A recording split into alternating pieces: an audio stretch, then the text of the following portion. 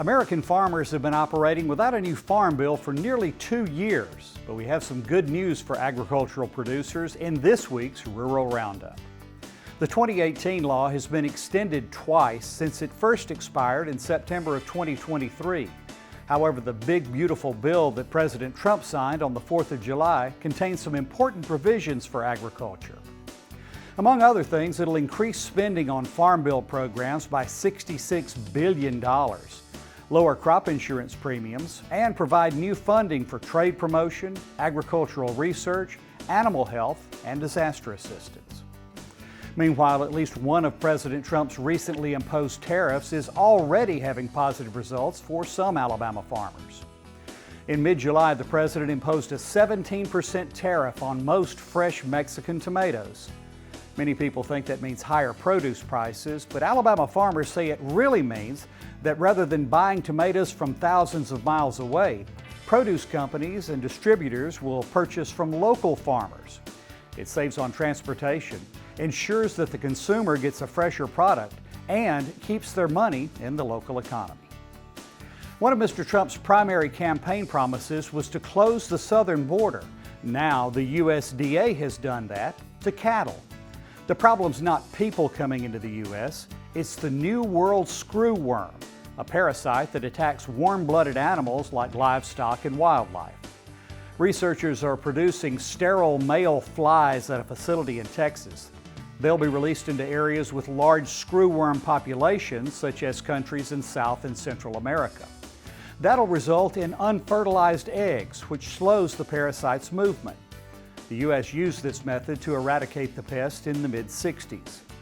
Additional protection will come with a change of seasons since the larvae can't survive below 45 degrees. 18 young Alabamians are back on home soil after a 9-day stay in Brazil. Members of Agricultural Leaders for Alabama, also known as Alpha Leaders, visited small specialty crop farms, a large diversified row crop farm, as well as a beef and cattle farm and a beef processor. The trip was the final part of the group's 2-year study. Class 6 of Alpha Leaders presented their capstone project related to workforce development just before they graduated at the Alabama Farmers Federation's Farm and Land Conference. Finally, if you have a farm that's been in operation for 100 years or more, the Alabama Department of Agriculture wants to recognize you. A century farm is one that is still operating and has been in the same family for 100 years. A heritage farm has been operated as a family farm for 100 years and contains historical artifacts such as buildings.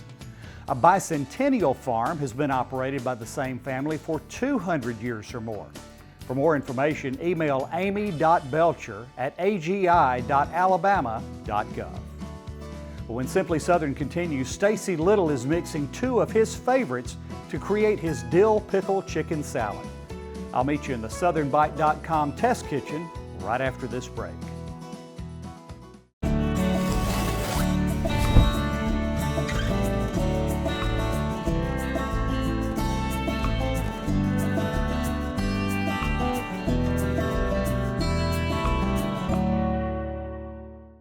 Ever wonder why wildlife keeps showing up in your yard? Some animals actually thrive around our homes.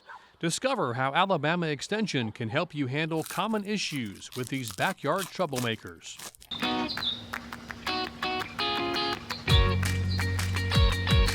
For the average homeowner, there are many things they can do to solve conflicts beyond shooting the offending animal. Those include repellents, frightening devices, and exclusion. Exclusion is putting up some sort of physical barrier and is one of the best ways to keep wildlife from interfering with something that you don't want them to. And it's especially good if you don't care quite as much about what your backyard looks like. So things like fences. For a deer fence, you're going to want it at least 7 foot.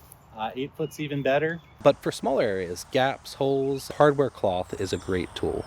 Scare devices come in many different varieties. It can be a sight, a sound, or even touch.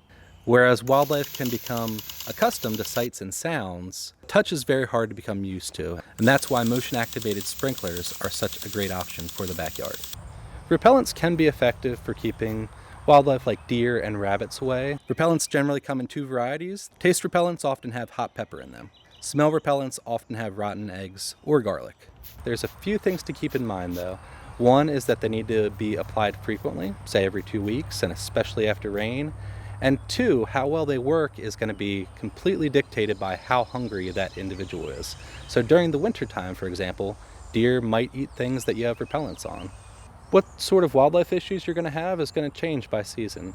For example, in spring and early summer, birds can be an issue. They're going to be building their nests sometimes in places you don't want them to.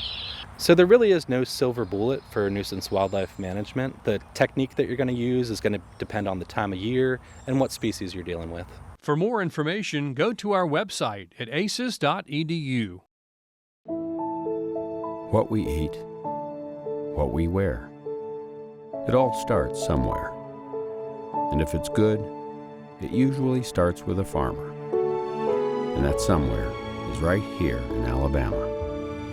In a field, in a barn, on a tractor. Right now, there's a farmer starting something good for all of us. And it all starts right here in Alabama.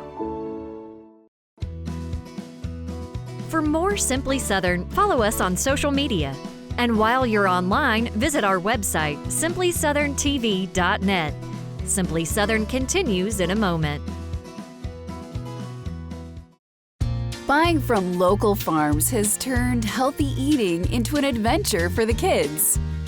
Beef tastes even better when you know the farmers who raise it. I love a good steak, and it's nice knowing that our local ranchers are helping our environment. I do like a little honey in my tea. Keeping my money in the local economy by buying from Alabama farmers makes it taste even sweeter. Bring the farm to your home. Discover what's growing near you at sweetgrownalabama.org.